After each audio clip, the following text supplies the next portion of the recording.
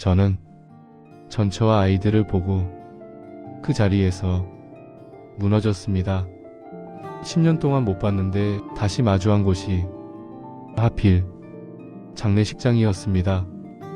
문이 열리자 차가운 공기랑 하얀 국화 냄새가 한꺼번에 밀려 들어왔습니다. 그 냄새가 이상하게도 옛날에 그 사람이 욕실에서 쓰던 비누 냄새랑 비슷했어요. 순간 목이 메었습니다. 그래, 버리라면 버리지. 내가 떠날 때 못 잡았으니까 이런 식으로 다시 보게 되는 거다. 천벌받는 기분이었습니다. 영정 쪽으로 사람들이 줄을 서 있었고 저는 맨 끝에서 한참을 못 움직였습니다. 안으로 들어가면 10년 동안 참고 있던 게 다 쏟아질 것 같았습니다. 그런데도 오늘은 도망칠 수가 없었습니다. 오늘은 끝까지 본다. 왜 이혼했는지, 왜 애들을 못 봤는지, 왜 지금 와서 이렇게 울고 있는지 오늘은 다 말하자. 장례식장 입구에서 멈춰서 있으니까 젊은 직원이 다가왔습니다. 상주분이신가요? 아닙니다. 저는 고인이 아는 사람입니다. 입 밖으로 전 남편입니다 라는 말이 나올 뻔했지만 삼켰습니다. 도장 찍는 순간부터 저는 그 집안 사람이 아니었으니까요. 안으로 들어가니 영정이 보였습니다. 사진 속 그녀는 제가 마지막으로 봤을 때보다 훨씬 말라 있었습니다. 그런데 웃고 있었어요. 늘 그랬듯이 힘들어도 웃는 사람. 그걸 보는 순간 눈이 뜨거워졌습니다. 조문을 하고 몸을 일으키는데 제 옆으로 키 큰 청년이 하나 들어왔습니다. 어깨가 넓고 고개를 조용히 숙이는 습관이 있었습니다. 설마 라는 생각이 스칠 찰나 그 아이가 영정 앞에 서서 아주 깊게 절을 했습니다. 그 자세가 제가 젊을 때 상가에서 하던 절과 똑같았습니다. 민재구나 많이 컸네라는 생각을 했어요. 10년 전에 초등학교 2학년이던 아들, 이제는 20살이 넘어 보였어요. 그 애는 저를 보지 못했습니다. 아니 어쩌면 보지 않은 걸 겁니다.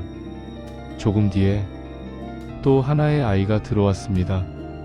머리를 단정히 묶고 검은 옷을 입은 이제는 여자라고 불러야 할 나이. 제 딸 민서였습니다. 그 둘을 한 장면 안에서 보니까 목구멍 깊은 곳에서 뜨거운 게 확 올라왔습니다. 이게 눈물이구나. 10년 만에 나오는 눈물을 참을 수 없어서 저는 서둘러 옆으로 비켰습니다. 10년 만에 나타난 아버지가 조문실 한가운데서 엉엉 우는 꼴은 보여주고 싶지 않았거든요. 그런데 그게 시작이었습니다. 그냥 보는 것만으로도 이렇게 무너지는데 이제부터 진짜 이야기를 해야 했습니다. 이혼하던 날을 아직도 기억합니다. 비는 안 왔지만 공기가 무거웠습니다. 서류 위에 우리 이름이 나란히 적혀 있는 걸 보는데 이게 끝이구나 싶었습니다. 여기까지만 하자. 애들은 내가 키울게. 그 말이 칼이었습니다. 저는 그때 이렇게 말했습니다. 그래, 그게 좋겠지. 입으로는 그렇게 말했지만 속으로는 이랬습니다. 나 말이지. 자기랑 애들 없으면 안 돼. 민재 축구하는 거, 민서 글씨 배우는 거 다 보고 싶은데 제발 그 말 취소해. 나도 키울 수 있다고 말할게. 한 번만 더 말해봐, 수진아. 그런데 그 말이 입 밖으로 안 나왔습니다. 왜냐면 그때 저는 가진 게 없었거든요. 자동차 정비소를 차린 지 얼마 안 됐고 수입은 들쭉날쭉했고 무엇보다 자존심이 컸습니다. 아내가 싸움 중에 이런 말을 한 적이 있습니다. 당신은 가족보다 일이 먼저잖아. 그 말이 제 가슴에 콱 박혀 있었습니다. 그래서였을 겁니다.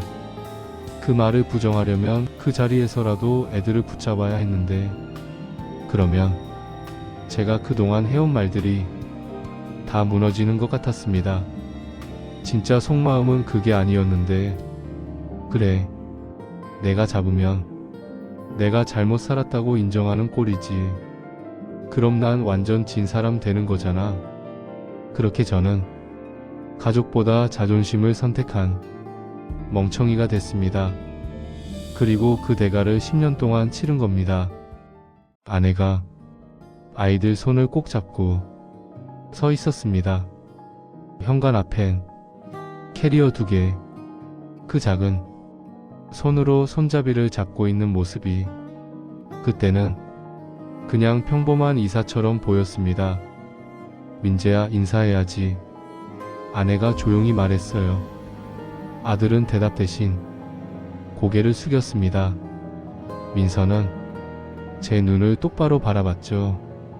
아빠, 우리 언제 와?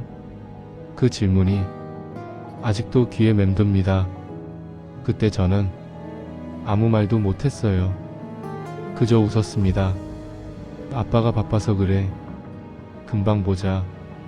그건 거짓말이었어요.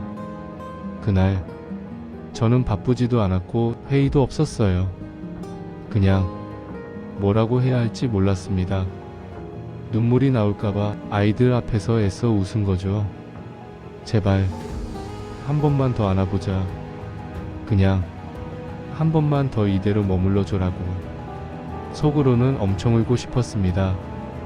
문이 닫히는 순간 세상이 멈췄습니다. 철컥. 그 소리 하나가 제 인생의 결혼 생활을 끝냈습니다. 그 후로 한동안 현관 앞을 떠나지 못했습니다. 아이들이 신던 신발, 장난감, 바닥에 떨어진 머리끈 하나, 그 모든 게 제게 말을 걸었습니다. 이게 이렇게 끝나는 게 맞나? 내가 조금만 더 붙잡았다면, 조금만 더 따뜻하게 말했더라면. 속으로 이렇게 되새겨 봅니다. 그날 밤 불 꺼진 거실에서 저는 소파에 앉아 한참을 울었습니다. 소리도 없이 눈물만 계속 흘렀습니다. 남자는 이혼할 때 우는 게 아니라 집에 혼자 남았을 때 운다. 그게 저였습니다.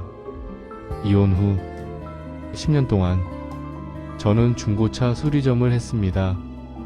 매일 아침 7시 반이면 문을 열고 밤 9시에 닫았습니다.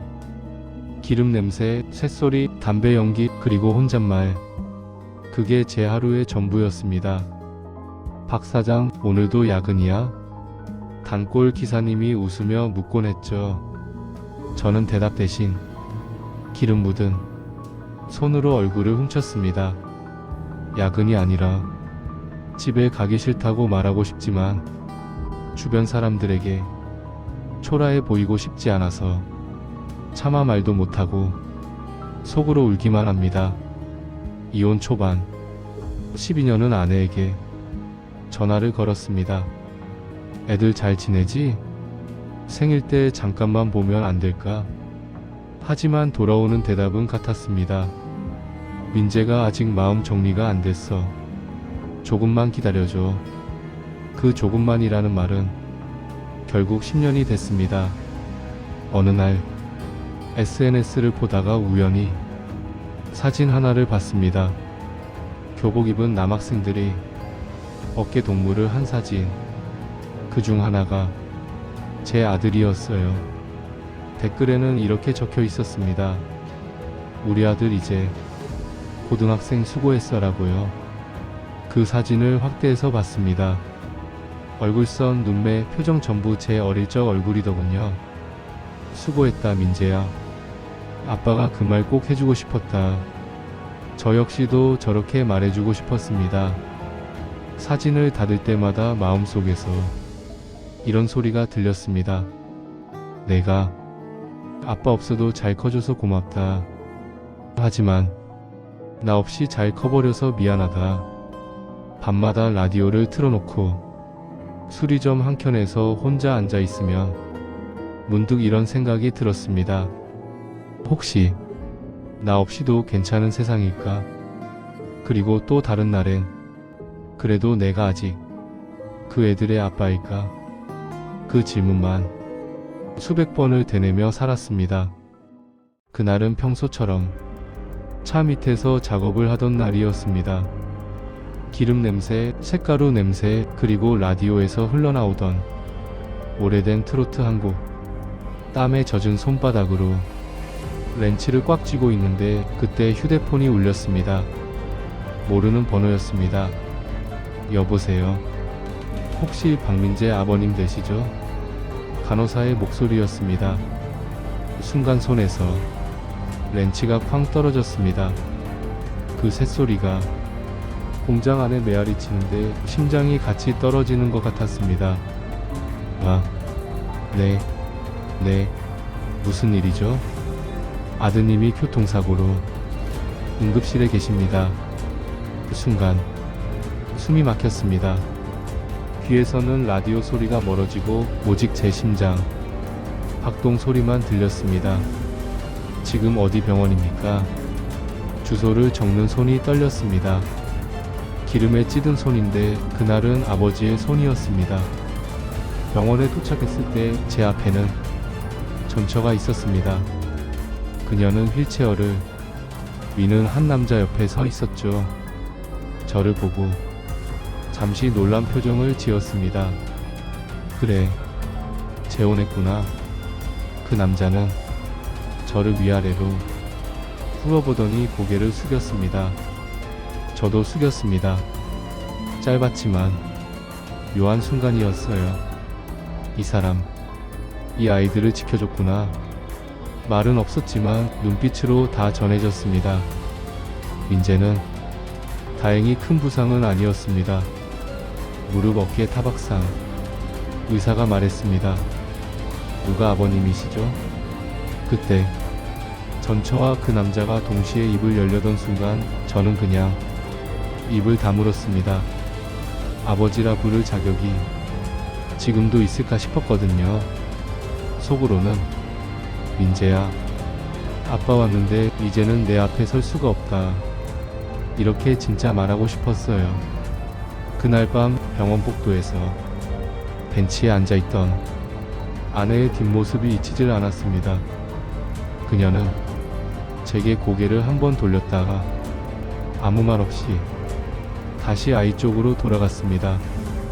그게 마지막이 될 줄 몰랐습니다. 사흘 뒤 전화가 또 왔습니다. 이번엔 아내의 조카였습니다. 삼촌 이모가 돌아가셨어요. 순간 숨이 멎었습니다. 주변이 정지된 것처럼 고요했습니다. 공장 한쪽에서 돌아가던 환풍기 소리만 들렸습니다. 언제부터 아팠는데요? 위암이래요. 1년 전부터였어요. 근데 애들한테는 말 안 했대요. 말문이 막혔습니다. 1년 동안 그녀는 홀로 병원 침대에서 싸우고 있었던 겁니다. 아마 아이들 졸업할 때까진 버텨야 한다고 그 특유의 고집으로. 저는 그날 일을 멈추고 바로 병원으로 달렸습니다. 늦었지만 마지막 인사를 하고 싶었습니다. 병실에는 이미 아무도 없었습니다. 간호사가 조용히 말했습니다. 고인께서 남기신 메모가 있습니다. 작은 봉투 한 장. 그 위에 익숙한 글씨체. 민재 아빠에게. 손끝이 떨렸습니다.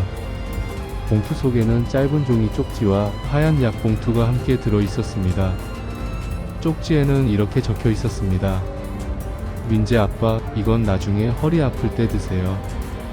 그때 병원비 못 냈다고 미안해하지 말아요. 난 이미 다 잊었으니까.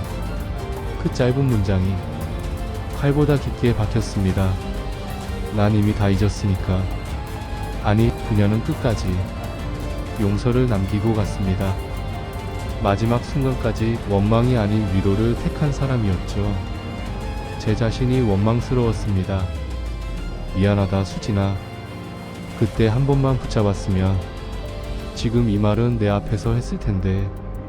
정말 미안하다. 저는 그날 밤 공장 문을 닫고 혼자 걸었습니다. 비가 오고 있었어요.